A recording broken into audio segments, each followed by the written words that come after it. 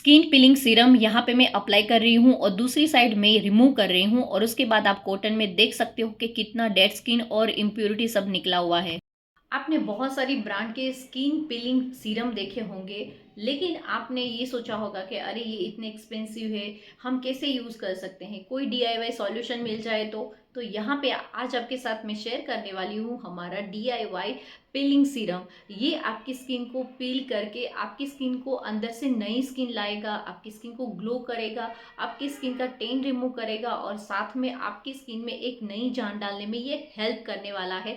तो प्लीज़ आज का वीडियो बहुत ही इंटरेस्टिंग है गाइस, ज़रूर देखिएगा। और रिजल्ट पहले तो यहाँ पे देख लीजिए, मेरे फेस पे कितना चेंज लग रहा है। मैंने मेकअप यहाँ पे यूज़ नहीं किया है, आप देख सकते हो मेरे फेस पे, क्योंकि इसको मैंने सिर्फ 2 बार यूज़ किया है। इसको आपको वीक में 1 या 2 टाइम यूज़ करना है, इससे ज़्यादा यूज़ नहीं करना है, क्योंकि ये हमारी स्किन को पील करता है। लेकिन इतना ज़्यादा भी डरिए मत, इससे इतना ज़्यादा प्रॉब्लम नहीं होता है, लेकिन ये इफेक्ट बहुत अच्छा देता है गाइस। प्लीज़ ज़रूर ट्राई करिएगा।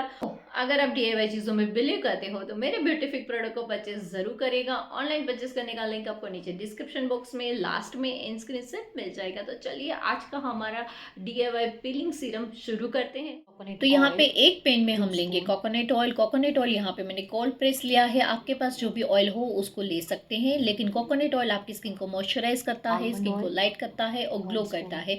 फिर यहाँ पे मैंने 1 स्पून अराउंड आलमंड ऑयल लिया है। आलमंड ऑयल आपकी स्किन की जो एजिंग की प्रोसेस है उसको स्लो करेगा। उसके बाद यहाँ पे मैंने क्लोव लिया है। क्लोव यहाँ पे आपकी स्किन में पीलिंग का काम करने वाला है। फिर उसके बाद यहाँ पे ब्लैक पेपर लिया है, 1/4 स्पून यहाँ पे ब्लैक पेपर लिया है, जो आपकी स्किन में वो भी पीलिंग का काम करता है। उसके बाद बीटरूट स्किन लिए हैं। बीटरूट स्किन के अंदर ऐसी प्रॉपर्टीज रहती है जो आपकी स्किन को लाइट करता है, ग्लो करता है और साथ में आपकी नई स्किन लाने में भी ये हेल्प करता है। इसके अंदर बहुत सारी मात्रा में एंटीऑक्सीडेंट और विटामिन सी रहते हैं। यहाँ पे इसको हम गर्म करेंगे, जब तक यहाँ पे इसका कलर इसके अंदर आ ना जाए तब तक यहाँ पे गर्म करना है। अराउंड 3 to 4 मिनट्स इसको यहाँ पे गर्म करना है, फिर गैस बंद कर देना है। फिर उसके बाद यहाँ पे हम दूसरा हमारा जेल रेडी करेंगे। तो यहाँ पे हमें लेना है बीटरूट और थोड़ा सा बीटरूट लेंगे, उसके अंदर हम 1 spoon around aloe vera gel add करेंगे। और यहाँ पे हमने जो ऑयल बनाया था वो यहाँ पे ठंडा हो चुका है, तो इसको हम स्ट्रेन कर लेंगे। अभी इसके अंदर हमने जो जेल बनाया था वो यहाँ पे जेल यहाँ पे बीट की स्किन को निकालते निकालते यहाँ पे पूरा जेल इसके अंदर ऐड कर देना है। थोड़ा सा टाइम टेकिंग है, लेकिन पेशेंस से करेंगे तो हो जाएगा। फिर उसके बाद यहाँ पे हम ऐड करेंगे ग्लिसरीन।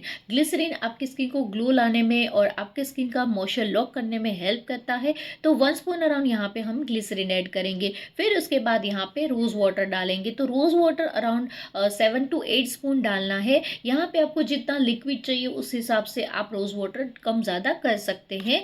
तो यहाँ पे आप देख सकते हो हमारा पीलिंग यहाँ पे हमारा सीरम रेडी हो चुका है। तो इसको यहाँ पे मैंने एक सीरम की बोतल में भी भर लिया, थोड़ा सा बचा था तो डब्बे में भी भर लिया, तो आप अपने हिसाब से भर सकते हैं। अभी यहाँ पे क्लीन फेस पे इसको अप्लाई करना है। तो इसको वीक में 1 बार अप्लाई करना है, डेली अप्लाई नहीं करना है, क्योंकि ये थोड़ा सा स्ट्रॉन्ग होता है, लेकिन आपको ज़्यादा इतना फील नहीं होगा। जो मार्केट वाला जो रहता है वो थोड़ा सा ज़्यादा आपके स्किन में फील करता है, मतलब बहुत ज़्यादा आपको जलन होती है, लेकिन इससे आपको फेस पे इतनी कोई जलन नहीं होगी, हल्का सा होगा, बहुत ही हल्का सा, जैसे आपकी स्किन में थोड़ा सा मतलब आपको लगेगा कि कुछ लगाया है।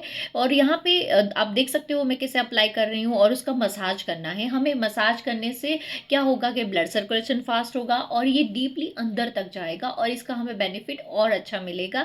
तो यहाँ पे इसको मैंने छोड़ दिया, अभी मैंने इसको हाफ एन आवर छोड़ दिया क्योंकि ये अंदर तक जाए। अब यहाँ पे कॉटन की हेल्प से रिमूव कर रही हूँ। आप देख सकते हो गाइस, ओ माय गॉड, क्या निकल रहा है, डेड स्किन और इम्प्योरिटी क्या निकल रहा है, आप देख सकते हो गाइस। मैं भी खुद शॉक्ड हो गई कि मैंने फेस पे कुछ लगाया भी नहीं था, क्लीन फेस था, फिर भी इतना निकल रहा है। तो सोच सकते हो कि ये आपकी स्किन को कितना क्लीन करता है।